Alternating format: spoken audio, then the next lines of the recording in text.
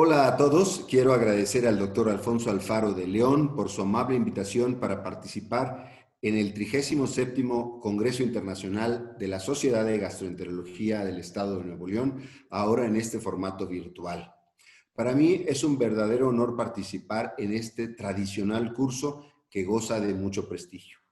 El tema que me ha tocado desarrollar es el de modalidades de manejo en gastroparesia, cuál y a quién.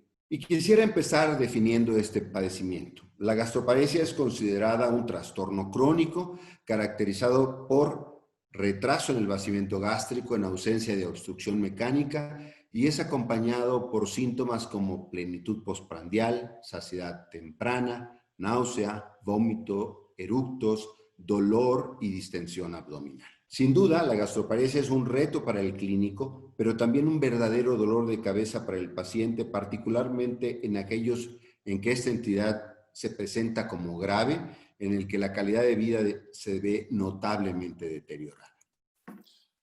¿Qué tan frecuente es? Bueno, existe solo un estudio con base poblacional que ha tratado de responder a esta pregunta.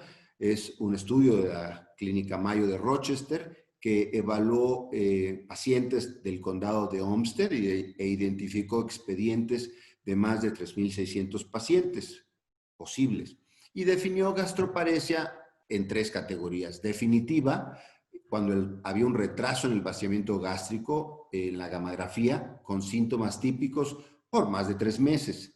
Probable, aquellos individuos con síntomas típicos y que en una endoscopía se hubiera encontrado retención de alimentos. Y posible, pacientes con síntomas típicos sin corroboración gamográfica o retraso en el vaciamiento sin síntomas gastrointestinales. Con la base poblacional del condado de Olmsted ajustaron los datos por 100,000 personas año y en el caso de gastroparesia definitiva identificaron que se presentaba en 9.8 por 100,000 habitantes por año el valor de incidencia y en 2.4 por 100,000 habitantes por año en hombres, un total de 6.3 nuevos casos por 100,000 habitantes por año.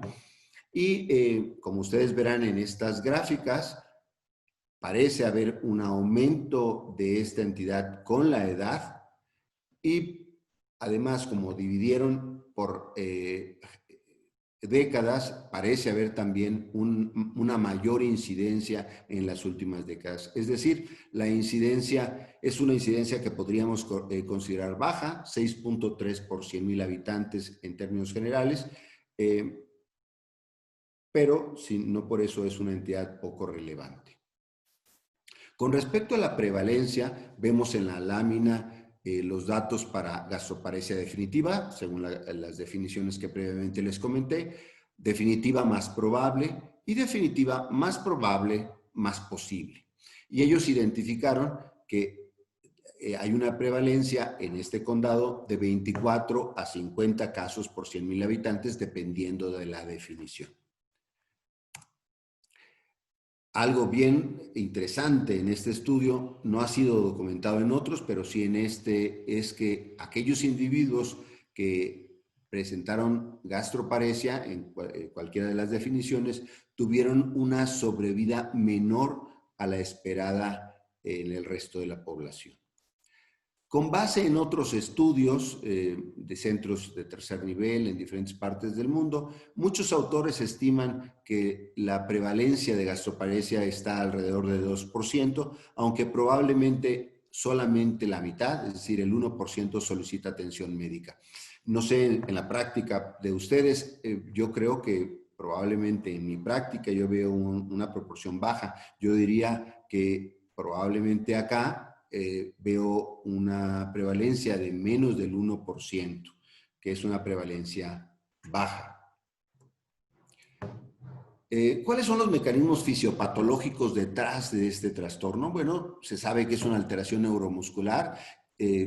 Considerábamos que lo más relevante es el vaciamiento gástrico, pero es probablemente varios mecanismos que se encuentran involucrados, como son sin duda el vaciamiento gástrico, una alteración del tono y acomodación del fundus, una incoordinación antroduodenal, una bomba antral débil y disritmias gástricas.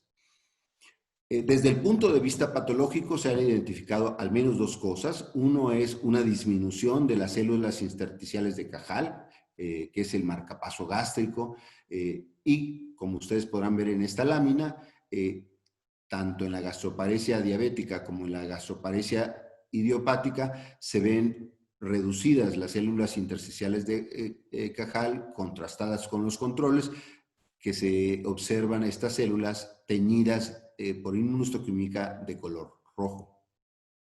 ¿Cuáles son las causas de la gastroparesia? Bueno, sin duda la más frecuente reportada en el mundo es la idiopática, que ocupa entre el 30 y el 50%, dependiendo de las series, y seguida por diabetes tanto tipo 1 como tipo 2, gastroparesia diabética. Existen otras causas, posquirúrgica, funduplicatura, vagotomía, el uso de ciertos fármacos como los opioides, algunos trastornos neurológicos, Parkinson, disautonomía, amiloidosis. También ha sido descrita en individuos que han padecido infecciones virales como rinovirus, Epstein-Barr, alteraciones del tejido conectivo como esclerodermia, lupus eritematoso y también en pacientes con insuficiencia renal.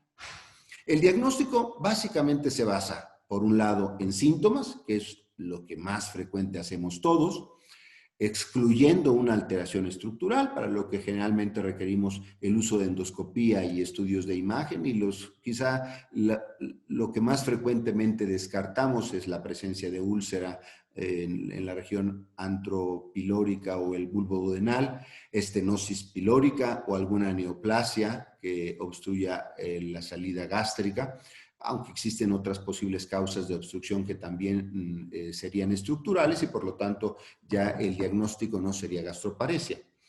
Y los estudios para confirmar, bueno, tenemos aquí algunos de ellos de los que vamos a platicar más adelante. Con respecto a los síntomas, ustedes ven aquí esta gráfica, la prevalencia de síntomas en gastroparesia. Náusea es uno de los más importantes. Hay algunas diferencias discretas entre gastroparesia idiopática y diabética, como lo verán más abajo. Vómito es otro motivo importante de consulta, que se presenta entre el 66 y 84%, distensión abdominal, que generalmente nos referimos a distensión alta, saciedad temprana y dolor abdominal, nada despreciable, algo que quizás se consideraba menos antes.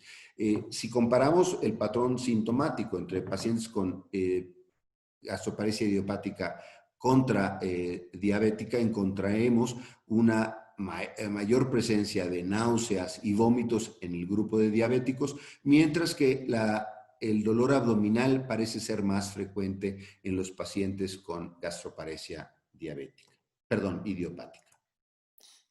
En cuanto a los estudios para el diagnóstico, el gamagrama de vaciamiento gástrico sigue siendo el estándar de oro, está bastante bien protocolizado.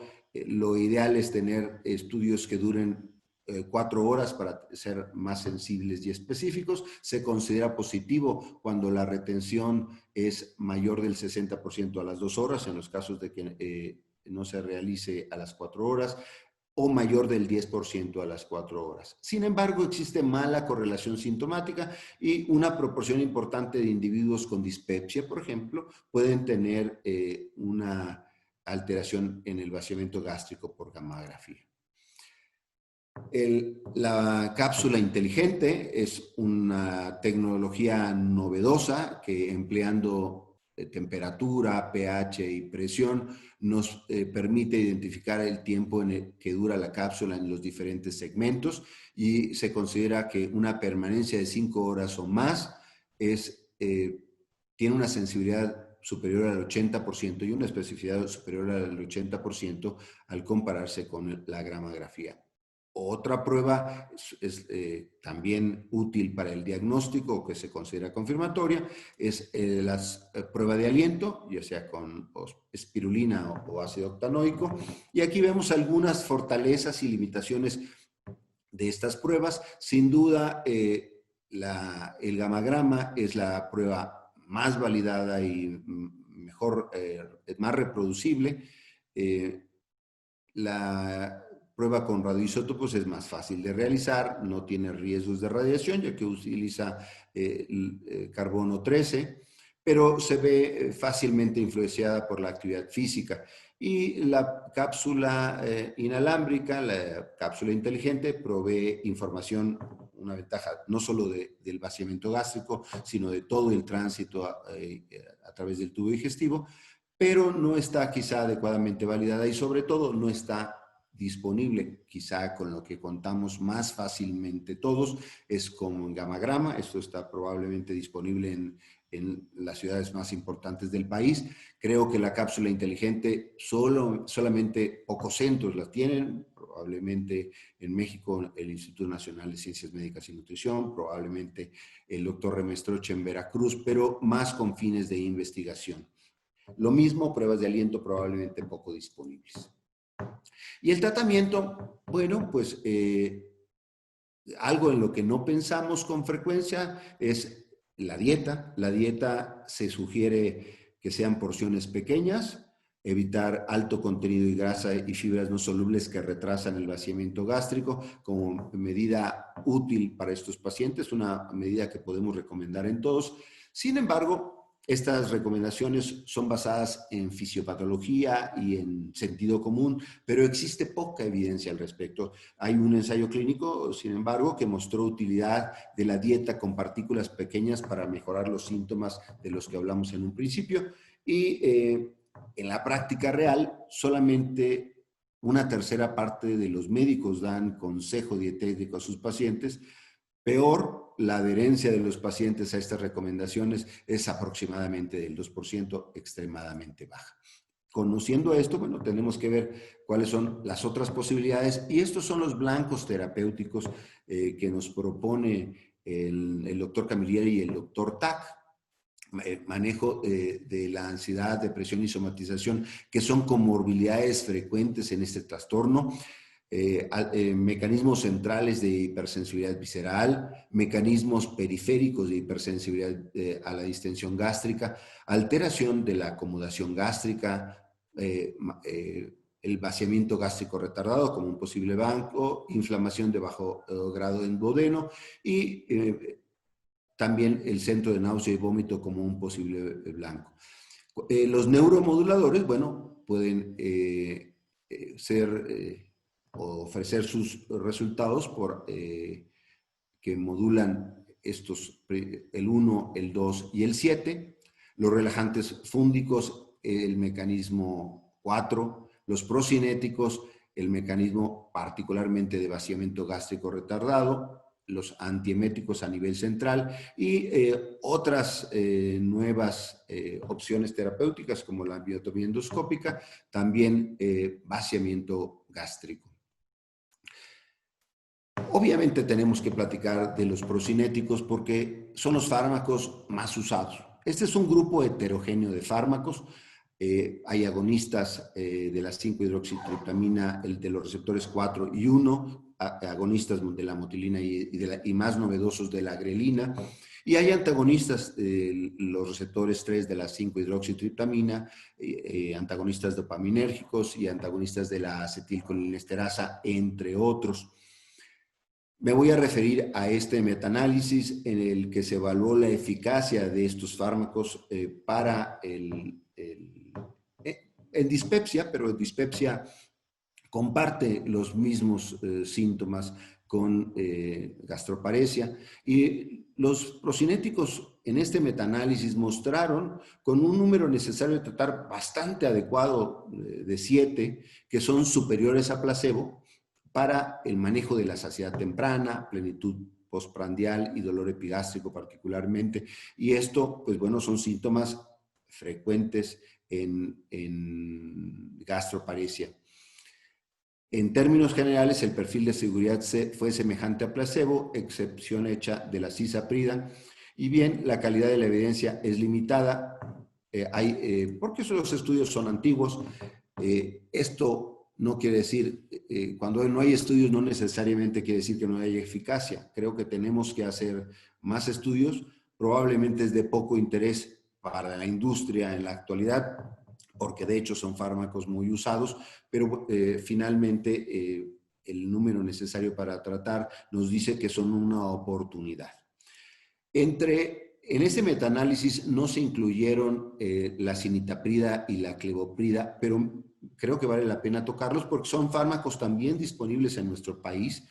Y aquí este estudio nos demuestra que la cinitaprida es cuando menos semejante a la domperidona para el control de estos síntomas, saciedad temprana, plenitud postprandial, eructos, dolor epigástrico, náusea y vómito.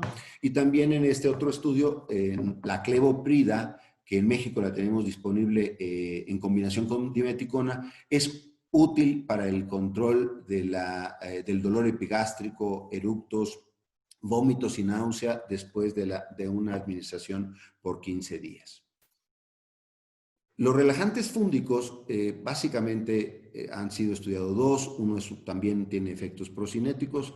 Uno de ellos es la buspirona, que tiene una muy buena evidencia de que mejora la plenitud postprandial, la distensión, eructos, náuseas, saciedad temprana, dolor epigástrico y vómito. Es un fármaco disponible en nuestro país, aunque realmente lo usamos poco, probablemente por sus efectos adversos, pero este es un fármaco que nos puede servir para rescatar un subgrupo de pacientes con enfermedad grave.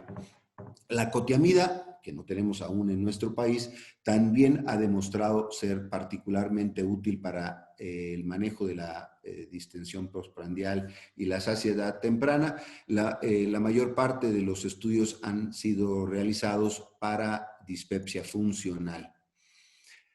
Los neuromoduladores han sido varios de ellos evaluados. En dispepsia, la amitriptilina ha demostrado ser utilidad. Sin embargo, cuando hacemos la subdivisión, no es útil en pacientes en los que el vaciamiento gástrico está retardado, que es la definición de la gastroparesia. Sin embargo, este otro neuromodulador, mirtazapina, parece ofrecer más beneficios tanto en el control de síntomas dispépticos, que son los semejantes a la gastroparesia, pero un punto que le da una ventaja es que además ha aumentado de peso, ayuda al aumento de peso a los pacientes con pérdida ponderal, lo cual pudiera ser útil para un subgrupo de pacientes. Este fármaco se ha sido también evaluado, aunque en estudios abiertos en gastroparesia, con resultados bastante prometedores. El tratamiento endoscópico yo creo que es un tratamiento del que estaremos escuchando o teniendo mucha información. El primero de los propuestos fue la inyección de toxina botulínica y realmente en la actualidad no lo consideramos como un tratamiento definitivo. Dos ensayos clínicos no mostraron beneficio real, pero pudiera ser útil dependiendo de la disponibilidad para algunos casos, y ahora van a ver lo que proponen algunos autores. Las endoprótesis transpilóricas también pues han demostrado utilidad en algunos grupos pequeños, y pueden ser útiles quizá para determinar quiénes pudieran beneficiarse de otras estrategias, como por ejemplo la miotomía endoscópica, que viene ganando terreno. Hay varios estudios que han demostrado mejoría clínica en el 70-80% de los casos, aunque esta no tiene una correlación necesariamente con el vaciamiento gástrico. Dependiendo de los estudios, pues se reporta que una mejoría de entre el 4 y el 64%. Sin duda, faltan estudios a largo plazo. La mayor parte de los estudios son a 3 o a 6 meses. Y un tratamiento endoscópico que utilizamos con cierta frecuencia en los pacientes, sobre todo para rescatarlos, para descompresión gástrica, es el uso de gastrostomía aquí con avance yeyunal o la yeyunostomía endoscópica para poder alimentar a los pacientes más graves, que bueno, esta es básicamente una estrategia de rescate, pero es algo que se puede realizar con tratamiento endoscópico. La estimulación gástrica, que parecía ser muy prometedora, pues sigue teniendo poca evidencia. La mayor parte de los estudios son abiertos. La mejoría sintomática ha mostrado mejoría sintomática del 75%, pero la evidencia no parece ser tan buena. Creo que nos hacen falta más estudios, sobre todo estudios muy bien controlados para saber si estos hallazgos son reales o son un efecto del hecho de tener, como un efecto placebo, de tener este sistema de estimulación gástrica disponibles en Terra, no tan disponible en nuestro país. No está libre de complicaciones como es migración de los electrodos, obstrucción intestinal, perforaciones o complicaciones de la herida. El tratamiento quirúrgico, ahora con el tratamiento endoscópico, también ha resurgido la piloroplastia laparoscópica.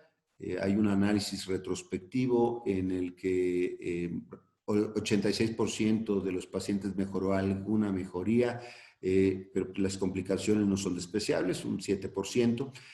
Gastrectomía total o subtotal también ha sido eficaz, pero básicamente se reserva para pacientes que no han respondido a otras terapias, y las complicaciones son una tasa de complicaciones alta, 20%, y también para mí es muy alta una tasa de mortalidad del 3%.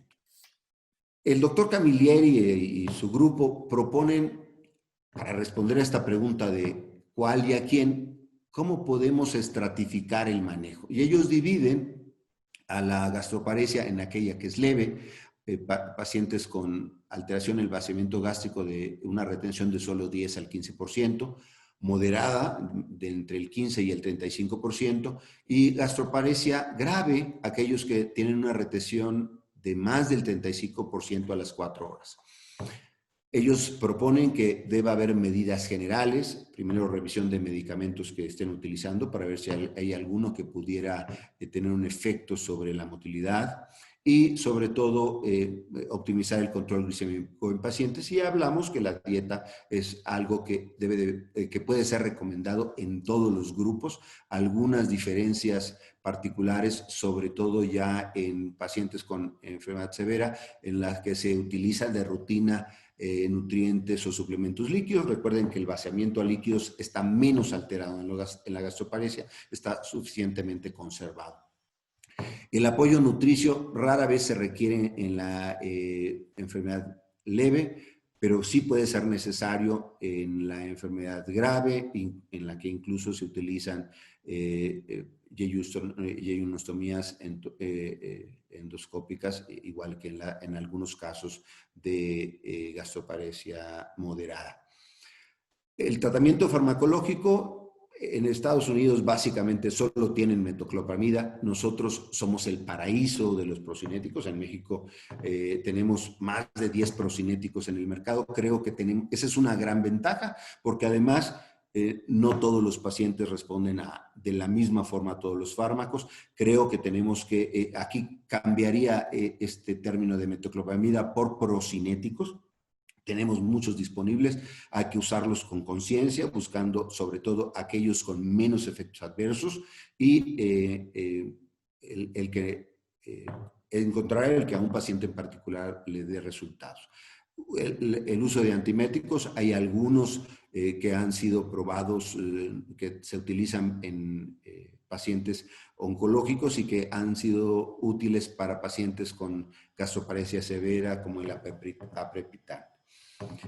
Neuromoduladores, ellos no recomiendan el uso de neuromoduladores en pacientes con enfermedad leve y moderada. Sin embargo, sí en la grave, nortriptilina, aunque la mirtazapina pudiera ser también de utilidad. En México creo que los utilizamos más frecuentemente porque no tenemos a veces el diagnóstico de gastroparesia. Muchas veces tenemos esa división entre dispéptico y gastroparético, y con frecuencia, por la evidencia que hay en dispepsia, sí utilizamos más neuromoduladores.